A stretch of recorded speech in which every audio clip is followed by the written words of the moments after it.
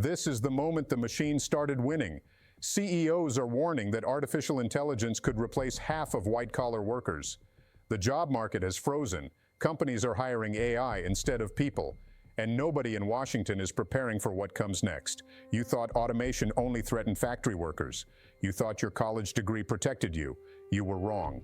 In this special report, we are going to break down the AI employment crisis that is already beginning. We are going to show you which jobs are disappearing and why. We are going to expose the investment bubble that could burst at any moment. And we are going to explain why the people in charge have no plan for a world where humans are obsolete. The labor market data tells a story that no one wants to hear. Since March 2025, employers have added just 28,000 jobs per month on average. That is not growth. That is stagnation.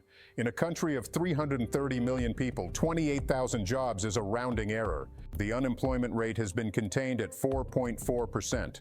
But this number hides more than it reveals. It does not count people who have stopped looking. It does not count people working part-time who want full-time work. It does not count people whose hours have been cut.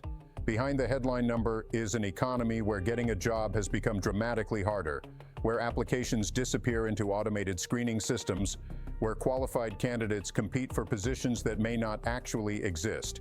Companies are not laying off workers in mass numbers. They are doing something quieter. They are not replacing workers who leave. They are not filling open positions. They are letting attrition do the work while they figure out what AI can do instead. The International Monetary Fund published a study in January 2024. It found that 60% of jobs in advanced economies would be impacted by artificial intelligence. Impacted does not mean eliminated. Some jobs will be enhanced by AI. Some will be transformed. But many will simply disappear. The jobs most at risk are not manual labor. They are the jobs that require processing information, analyzing data, writing reports, creating content. The jobs that used to require expensive educations, the jobs that were supposed to be safe, lawyers who review contracts, accountants who prepare tax returns, analysts who process financial data, writers who create marketing copy, programmers who write basic code. All of these tasks can now be performed by AI systems that do not need salaries, benefits, vacations, or sleep. The CEO warnings are not hypothetical. Jensen Huang, the CEO of NVIDIA, the company whose chips power most AI systems, believes that China is winning the AI innovation race. He is building the infrastructure for a future where AI does most cognitive work. Other CEOs have been more direct. Some have warned publicly that AI could replace half of American white-collar workers within the next decade. These are not alarmists on the margins.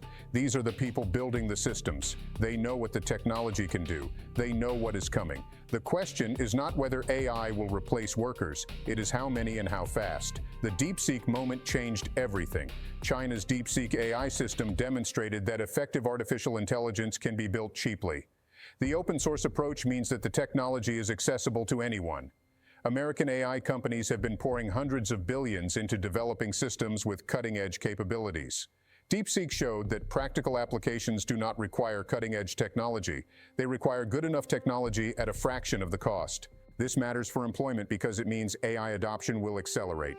Small and medium businesses that could not afford premium AI systems can now access alternatives. The barrier to replacing human workers just got much lower. The investment bubble is inflating. In 2024, global big tech invested more than $400 billion in data centers.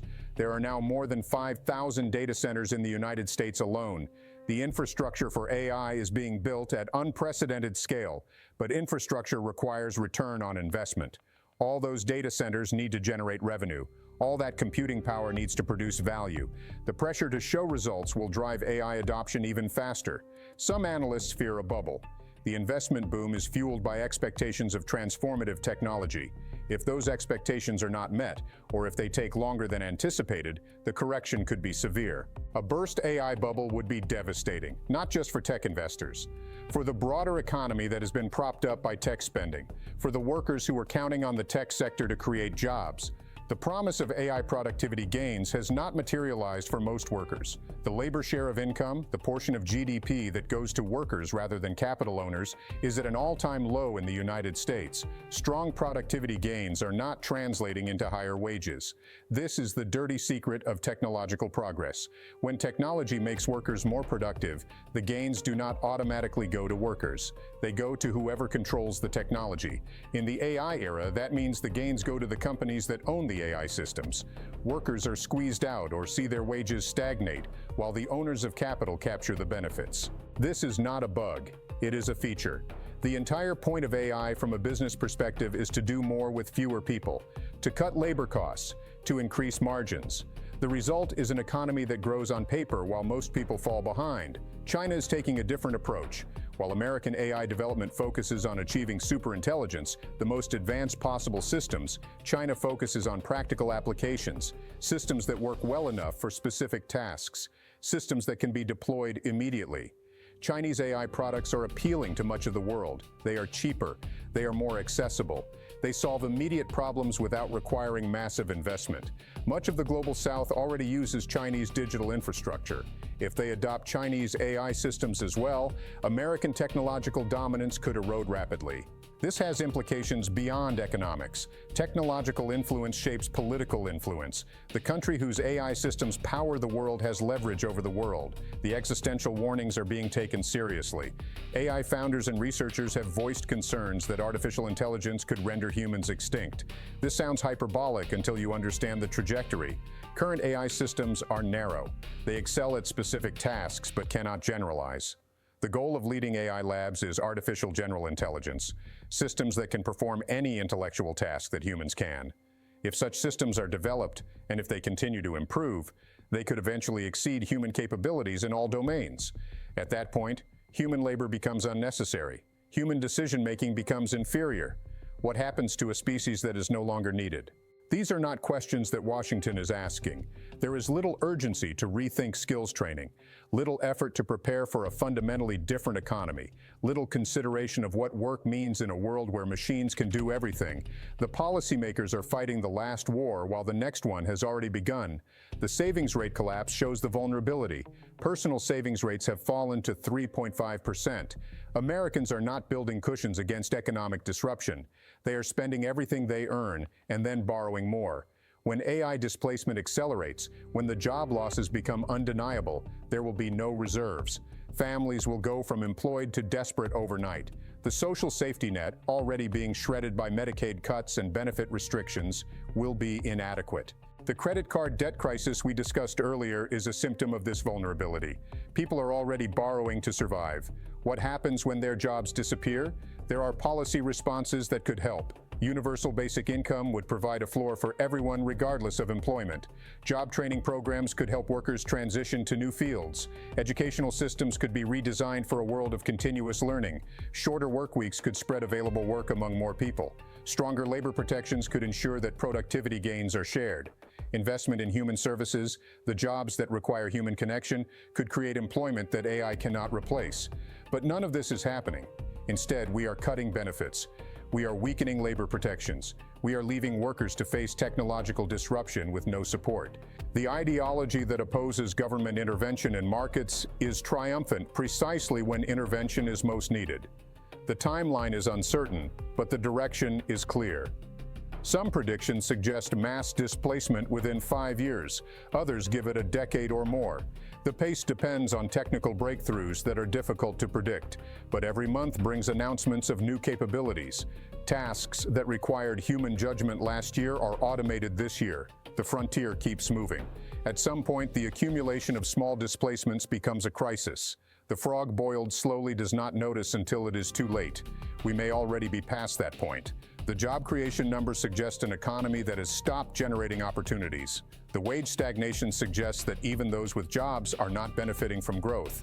What comes next could make this look like the good times. You can prepare individually, learn skills that complement AI rather than compete with it, build relationships and networks that provide security beyond employment, save aggressively if you can, but individual preparation is not enough. This is a collective problem that requires collective solutions, solutions that will not come from a government that does not believe in solutions. The machines are getting smarter, the jobs are disappearing, the safety net is being cut.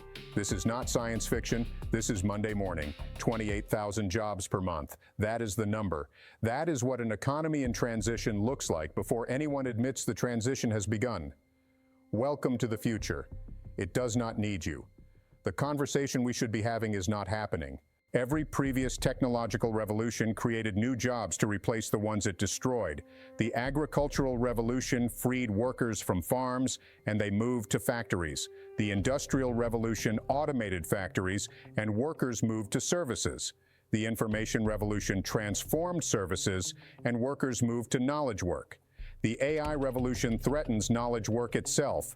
The assumption that human thinking would always be valuable is being tested. What comes after knowledge work?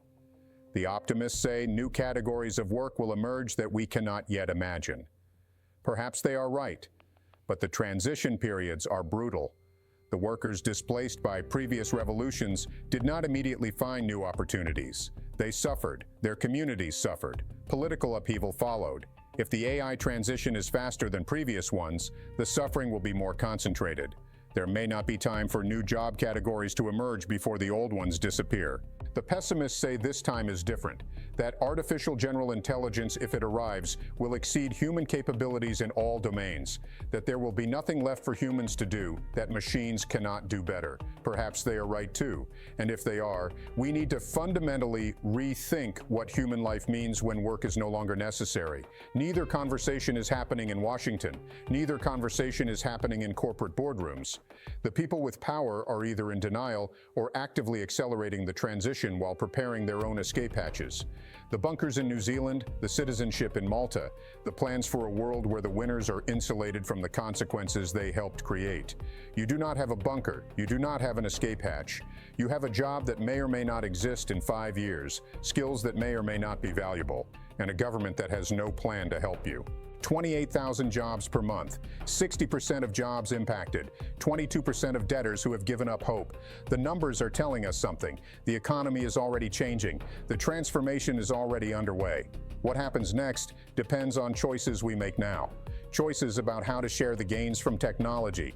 Choices about how to support workers through transition. Choices about what kind of society we want to be. So far, we are choosing extraction. We are choosing to let the winners take everything while the losers fend for themselves. That choice has consequences. Welcome to the future. It does not need you, but you still have a voice. Use it.